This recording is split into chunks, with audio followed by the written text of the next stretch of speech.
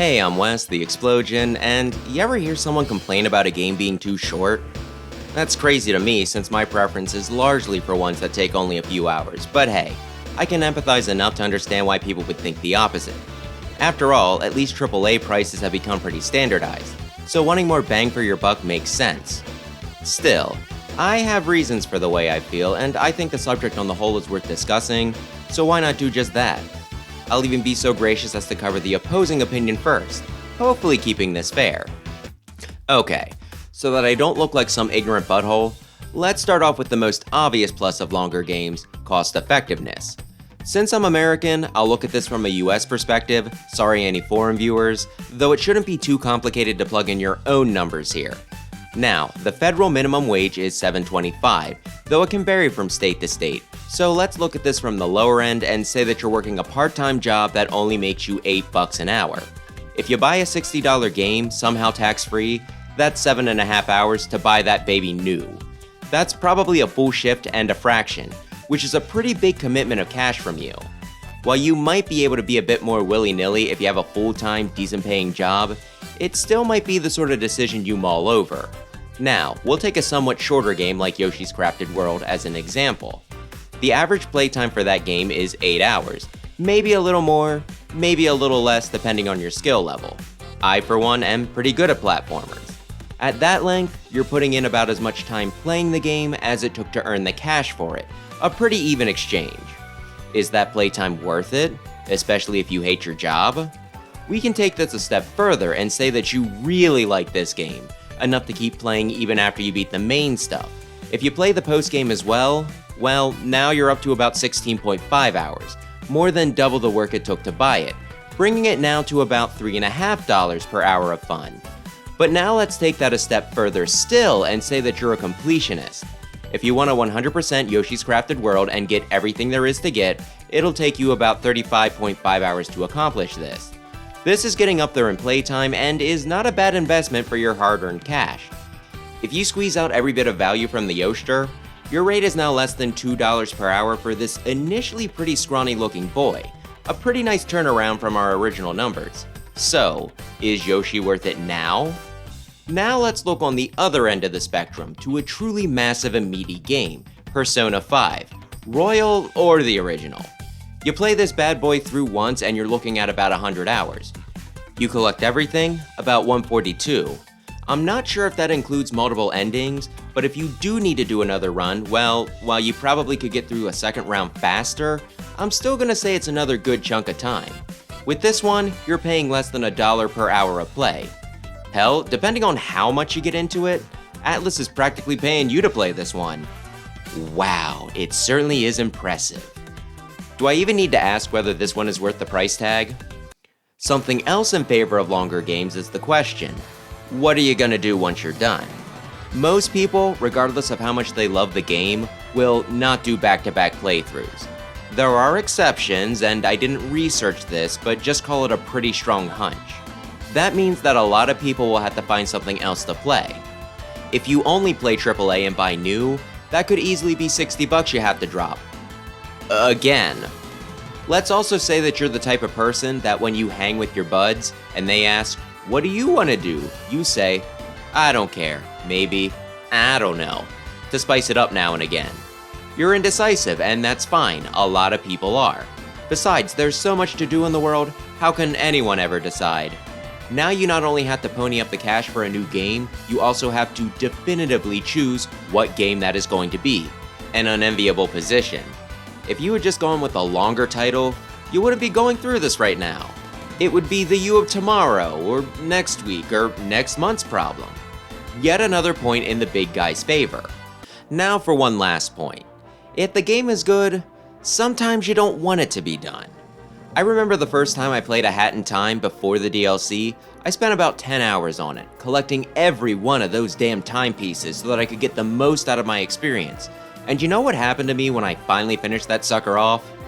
I got sad. That little indie is just a chunk of comfort in video game form. It's a 3D platformer, one of my favorite genres, that has very natural feeling controls, a variety of mission types, adorable visuals, whimsical story, fun characters, is very reminiscent of some of my old favorites. It's just everything I could ever want out of a game, everything I could ever want out of life. When it ended, I found myself wishing that the game was another 50, another 100 hours long. When they announced that it was coming to the Switch, I went out and made sure that I had the physical edition pre-ordered. It has my highest recommendation, especially on PC, but I'm getting off on a tangent at this point. What I'm saying is, when you get lost in a game, sometimes you just don't want to leave. For some, this means coming up with any dumb reason you can think of to keep playing or play it again. For others, that just means finding a game with so much content that you only stop playing when you really want to. Heck, if you take a game like Minecraft or Skyrim, you could play one of those and only that, and you'd never have to deal with picking and buying another one again, thus solving the last problem I raised. So all in all, longer games have a lot going for them. I've gone on for so long that you might even think I'm a fan of them. Yes, I'm a fan of games in general. My preference just skews elsewhere. Now, in the other direction, part of the problem with big games are, they're a bit of a commitment. Sure, Fire Emblem Three Houses might take you 50 hours to beat, which isn't bad for $60, but you also need 50 hours of free time to spare. That ain't exactly a choice you can make flippantly. Or, to use a more personal example, the longest game on my backlog is Persona 5 Royal, which we've already discussed the runtime on that, around 100 for a basic playthrough. I also have over 20 games on there that are estimated to take less than 10. Now, I enjoy RPGs, it's probably my second favorite genre if we don't get too crazy with the breakdowns, and I'm positive that when I get around to Persona, I'm gonna love it, wanna kiss it, and finally be able to legally choose Joker and Smash. But if I want to pare down my backlog, what seems more expedient? Beating that or knocking 10 plus other titles off? But hey, my stupid to-do list aside, if I just played games for fun rather than trying to experience as much as possible and build my resume, I'd still mostly go for the shorter stuff. In fact, one of the main reasons why my list is so long is exactly because of this. While Meg's Monster might only take me 4.5 hours, sometimes my time doesn't match up with the average, and there's no guarantee I'll even like it. Compare that to any Mega Man Classic game or Sonic Mania, which are easy one sittings that I know I'll love because of the previous at least half dozen playthroughs. Or to focus solely on playtime, there's Pikmin, which, while I credited other entries as being my favorite, I definitely have the most time in on the first one, since I can beat it in around 3 hours. It is pathetic how much I whine about not having enough time to clear any new games while spending the bulk of my playtime just doing crap I've already done, over and over again. But it is a much easier sell for me to just sit down and clear something before I even need a potty break than it is to march into the unknown for days, weeks, or months. And like I said, when I do try something different, the shorter ones tend to be what's picked out of the pile. Now I also could have started this out with the cop-out answer of, short games are only short once you know what you're doing. Sometimes I see streams pop up for retro platformers a few hours long, labeled Part 3, and I think, wait, it took you more than one? Of course, if I stop being an elitist tryhard, I can probably remember a time when it took me not 80 minutes to clear Mega Man X, but a series of sit-downs, with passcodes written on napkins, and a friend showing me how to get the upgrades I needed to win. And that is part of the beauty of these short games. You practice and get better and better. You discover new tricks, functions, and exploits as you go back through. You start coming up with dumb ways to make things more interesting, like, what's the least backtracking order in each X title, or can I get through it with no special weapons? You start paying attention to your clear time, seeing how much you can shave off. Heck, why do you think speedruns are a thing? People don't get the record first try unless they're on the playtest team. My point is, short games are meant to be played over and over again. For the most part, anyway. And of course, there are also exceptions on the other end. To bring up Three Houses again, that is a title meant to be played 4 times. Don't worry, if you only go through once, you'll still get a full narrative and be satisfied, but if you want the full story, all the little details, a complete understanding, 4 is the goal, and after your first round, things should go a lot faster. You can skip some repeated dialogue and events, there's New Game Plus accommodations, and you should have a much better idea of what you're doing in general. And hey, if you're a psycho, you can speedrun it in an hour or 2. Even then though, multiple playthroughs is a lot to ask, especially for an RPG, and while I think it did a better job than most, I kinda felt like I'd overeaten after the third one. Still need to go back and do Golden Deer. Short games, though, typically don't need too many reasons for a revisit. There was one time I streamed Mega Man X twice within a few days because I didn't like the first run. After clearing Pikmin, I wanted to boot it right back up to see if I could get through it just a bit quicker, and I've gone immediately back into a game to solidify my thoughts before scripting a review. Like I said, there are some exceptions to the back-to-back thing. And while those might seem to be legitimate motivations, for me, I'd call them excuses. Even with my looming backlog, it's pretty rare for me to feel guilty about doing another run of a couple-hour game, and me telling myself that I should have played something else instead. I guess a simpler way to put this would be that with shorter games, it's easier to choose your own quit time.